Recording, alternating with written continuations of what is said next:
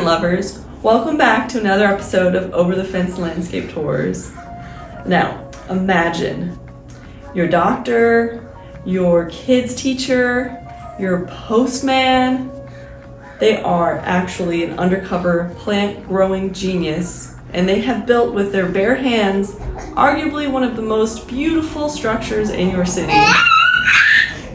Well, that's exactly who we've met in Eric Peterson, and I cannot wait to show you his amazing garden and greenhouse. So come with us as we go over the fence.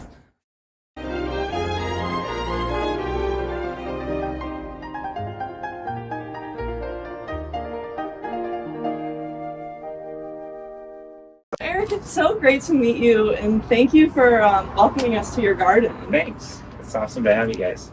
Do you do this for a living, or is this just a hobby of yours? Because looking around your garden, it's just like you obviously are a plant lover. Yeah, it's just a hobby. I'm just a plant collector.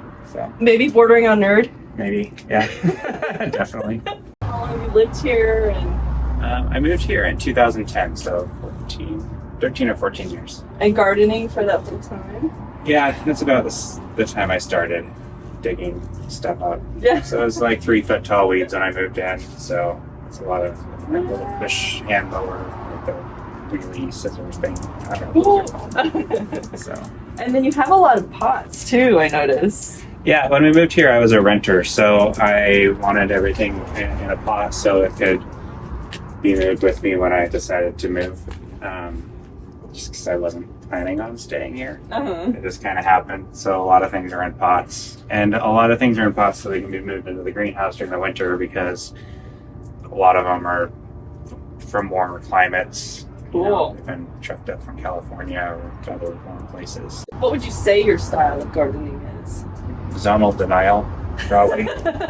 Like, I want to live in California, but I can't afford it, so I'm here. Awesome. I love that. Yeah. And I'm getting like a really nice back massage from this.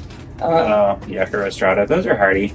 They Nice. get down to like 10 degrees. That wouldn't be fun to move that pot. Yeah, that one. These are hardy, so they don't have to be moved in. That's a Chilean bellflower. It's the national flower of Chile, or Lapidaria rosea. Wow. And it's one of the plants that is. There's a lot of plants that are hard to find, and then there's plants that are rare, and that would be a rare one because you can't find it anywhere. Wow. Like, you can't order it online from eBay. You can't, unless you know somebody that has it, you're not going to get one. Oh. And they're hard to propagate, so that's one of the reasons.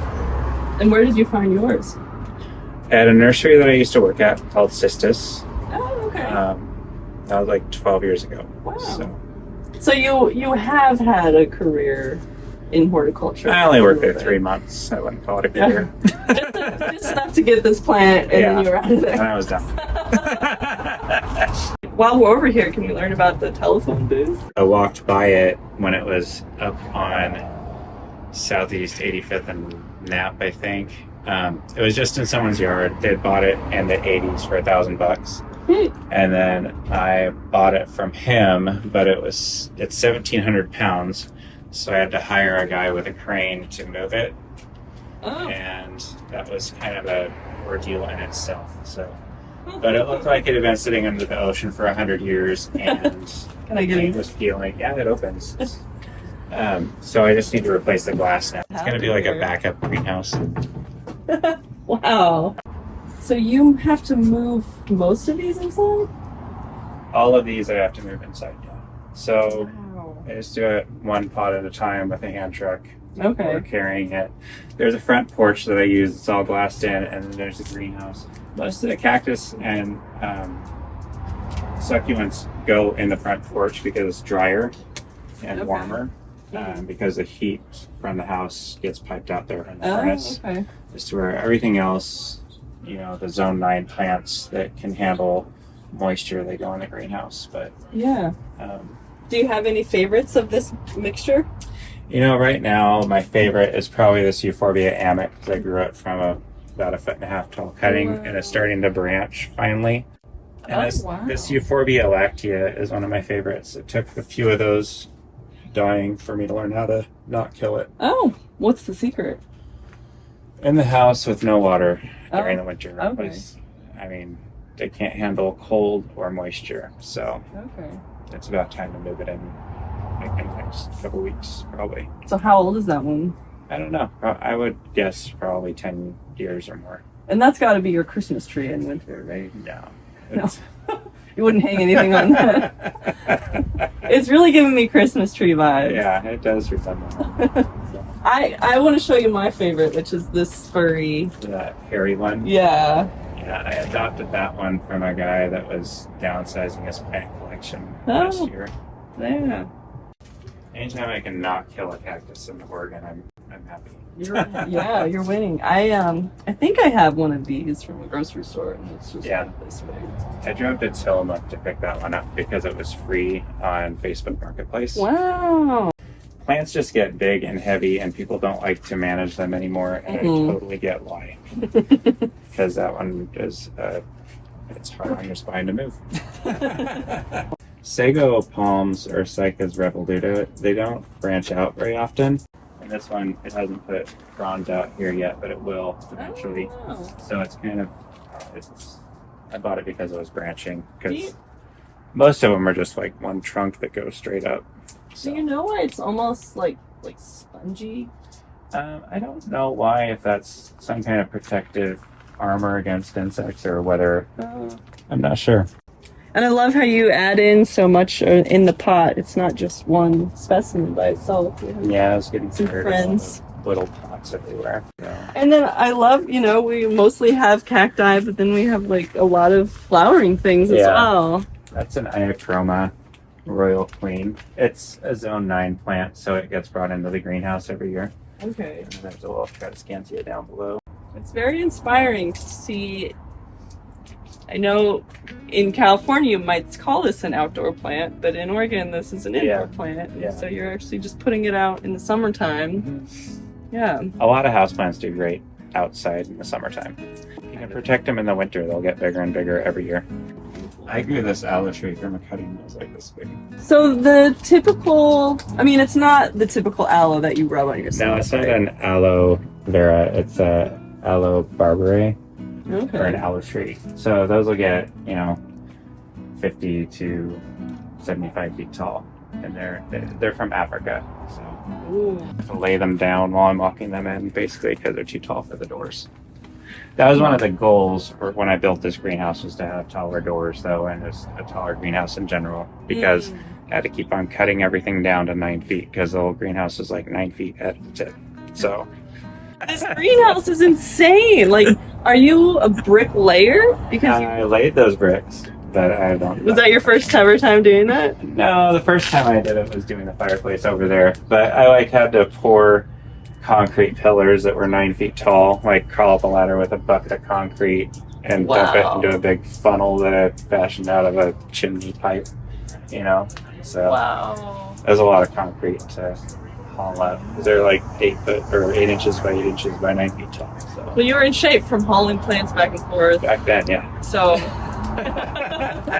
and then the roof too. Like, where'd you get? I had to make the copper shingles. So you just order the copper shingles, or you order the rolls of copper, and then you cut it, fold it to whatever shape of shingle that you want. There's some good YouTube videos that show you how to do that. So. And then, so you have created a lot of the stained glass yourself. Yeah, there's like 50 stained glass windows in the greenhouse, and I made all but 6 of them. So it was a lot of stained glass windows that I made. The only ones that I did not make are the ones that are arched. Okay. Those are out of an old cathedral in Selwood. So because they were taking them out to put in basic double pane windows that were not stained glass, and so it sounds like I wanted to save them for history's sake. And so what other historical features, like the doors look like they must be from somewhere? The doors are from Egypt, I think. Well, these doors are from Egypt, and that door is from Morocco. But like the round windows, like up there, I made the window frames and the windows from scratch using old recycled glass. All these old windows in here are all just your regular wood windows that I broke the glass out of and took the glazing out, and then made stained glass inserts to put in, and then reglazed them and painted them. Okay. So I made a lot of there's a lot of stained glass windows. All the clear and all the yellow, that's all recycled glass. All the green, that's all glass that I bought new, but all the rest of the glass is recycled. Cool. So, I mean, even these transom windows up in the top, those are out of an old house that I used to live in that were the basement windows. So, I mean, Yeah. most of it is recycled with the exception of the concrete that was poured and the copper shingles. Everything else pretty much, I mean, even the wood dome that the copper shingles are on, those are all old barn wood that I planed down and Oh my gosh. repurposed. So, Well, it's just like so special to be in a place like this. I just feel like I don't ever really get to do that here, where most of the buildings are new. And yeah. I live in Eugene, which has even less historical, beautiful buildings. And Yeah. I feel like I'm in It feels France. kind of old, but it's not. I know, right? Thanks for It's just recycled materials. So, I mean, that's kind of what I was shooting for, was just repurposing a lot of recycled materials. That's amazing. So, So in the winter time, do you still come and hang out in here, or is it just like? I come out to water and, pull weeds. Sometimes Mm, I come out here to hang out. I used to come out here and smoke, but I quit smoking. So, good for you. I just come out to water and pull weeds. And is it heated at all? During snowstorms, I bring out like a tank top heater that has Okay. 2 heating elements on it. And then I turn the ceiling fans on, and that's enough. I heat it when it's snowing. So when it drops down below freezing, I will. Okay. Wow. So It's just beautiful. thanks. And this wood too is just such a nice feature. Yeah, that's an old Madrona tree branch that fell down in an ice storm. That's one of my favorite trees. Shall we continue through the Yeah. garden?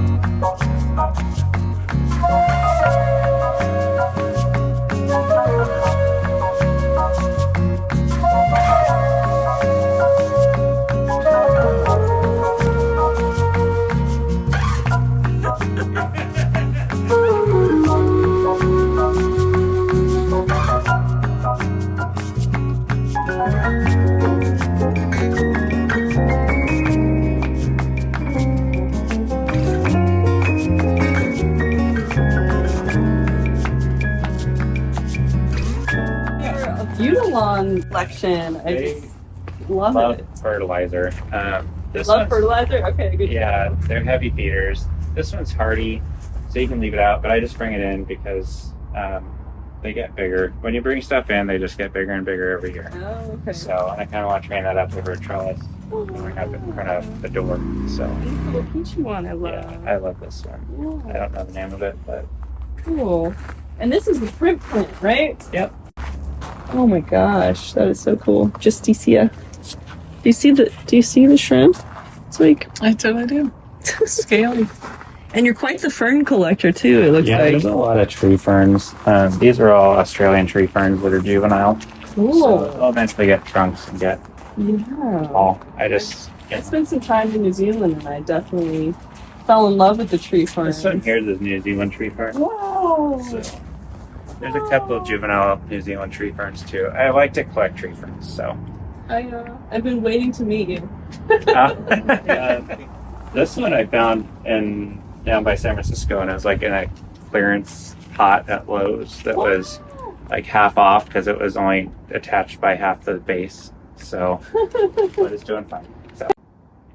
Do you switch things out? Because you bring things in and out. Like, does everything have its place, or does it? You probably get to play with that a lot every year. Huh? Yeah, every year I get to play with that, and it can be kind of overwhelming, to be honest, because there's so many pots, and it's not a very big yard. So, I mean, it feels bigger because things are taller, Mm-hmm. but when it comes to ground space, there's not a lot of. Right. I mean, you really got to be creative with your space because the whole lot in its entirety is only 3,900 square feet. I mean, most city lots in Portland are 5,000 square feet. So it's smaller than most, and there's a lot more plants and potted plants to figure out where they're going to go every year. But you have some kind of key anchors, right? Like this. Yeah, like these are hardy. So this one stays It out stays. here every year. And like some of the huge ones are ones that stay out, and they're anchors, and you kind of build around them. Does that have a better likelihood of survival in the pot? No, not Or really. just like The pot's at an extra few feet to its height, so it Mhm. feels taller, Okay. so it gets it up out of your hair. I love the lava rock too in there. That's really Thanks. beautiful. Yeah, some lady was going to take a chainsaw to those, so I Wow. dug them up and pulled them out. Aw. And then it looks Brought 'em like, home. I mean, you also have things planted, like a podophyllum. Is that kind of live there? Yeah, that's Buddy Dotty. I mean, it stays about. It's hardy. Cool. And then there's a lot of plants that stay out there in the winter. It's not all. It's not. Beautiful. Did you plant that? Yeah, I did. I bought it for like $23. The trunk was only like that wide. Oh, wow. So Yeah. it's kind of hidden that house because that house is really close to the Oh, property yeah. line. And I think the copper roof and the leaves of the magnolia are just a natural. Yeah, they do that really well. So well. That is an agave blue glow, Oh, and it's not hardy, but it's really beautiful. I've been taking care of it for about 10 years, and it was already pretty big when I got it, and it's done nothing but get bigger and bigger over the years. I don't think it has very many years left before it's going to bloom, so I have to start some new ones. So is that how agaves work? Is they just bloom once and then? Yeah, they're monocarpic, so they bloom once and then they're dead. Okay. A lot of them will try to put off offsets or little side shoots just to keep the plant living. But that one, the blue glow, doesn't really do very well with putting off offshoots. I tried pulling it out of that pot to put it in a smaller pot. It's just some plants get so big and rooted in that it's impossible. And it's just you can't really divide an agave, can you? There's nothing. It's there. Yeah. It's there and it's sharp. So. But I like agaves. Agaves are one of my plant passions, I guess. I dug up one last year that it didn't make it, but it was in front of an old church, and it was like the size. It was big enough to fill up the bed of my pickup truck. So it was like 6 feet wide and 4 feet tall, and probably weighed like 500 pounds. And I had like 3 guys helping me load it up. Wow. And then it died. But I mean, agaves are one of those plants that I really enjoy growing, just because they're statuesque. And they get to a point, you take care of them, and then they'll bloom, and then they die, but they're really pretty along the way. They sure are. Just, the edging of them is just so beautiful. These little designs, That's from the teeth from the leaf that was on top of that one. Okay. So. And everyone's probably different, like a fingerprint. And this one, ow! Yeah, watch out, you need a bandit. If you need a bandit, you won't be the first one. Perception. Like, what the heck? It'll get you. Okay, so these little curly things are so cute. And that's an agave. Jabbed one. That's a yucca? No, that's an agave. Agave. How do you tell? Is there like a... So agaves are usually short. They don't have a stalk or a trunk. And some yuccas don't have a trunk, but most of them will over time if you let them get a trunk. Mm-hmm. Agaves usually stay like a short, spherical rosette. And yuccas they're not monocarpic. So if a yucca blooms, generally it'll just branch out into, usually 3 different branches once it blooms. But an agave, when it blooms, it'll die. And you might get pups if you're lucky. But Okay. And the leaves or the spheres, whatever you want to call them, I'm sure there's a term for them. They're thicker on an agave, where a yucca is more, they're bendy. Wow, you really do like hurting yourself just looking at the monkey tree. Yeah. But you don't have to move that one. I have to move this one, though. And this one is no joke. Do they each have names, perchance? No. Just spikes. So. Yeah. Did you make this as well? The arbor? No, that was a gift from a friend that was moving out of town. Wow, you have some really nice friends. Yeah, he is a great friend. I think there's 3 different passion flowers in there. There's that one's Lavender Lady that you're focusing on right now, and then there's another one called Maypop that's with these also little things. purple. That one's the maypop. Okay. So, and there's a red one if you go in there. There's a red one, and then there's the Spanish flag vine up on top. And This thing? yeah, it's a Spanish flag vine. It's related to a morning glory. Oh, okay. Beautiful. Is that are we just lucky to see that in bloom and be here at this time of year, or This time of year is really the only time that one blooms. Okay. Like it just looks like a green vine until around October. It really starts putting on a show for everybody. Nice. And the maypops I heard are actually edible. Have you ever given that a try? Yeah, it doesn't taste good. Yeah. And it looks like you have one annual. Is that kind of Yeah, that's kind of a weed. Okay. It just kind of came up on its own, and it likes to flop all over, which is why it's propped up by a tiki torch. But you let it live. I mean, Yeah, I like amaranths. They're kind of yeah, they add some nice contrast. that color, that like fuchsia color is great. Once you have one, they come up for years. So.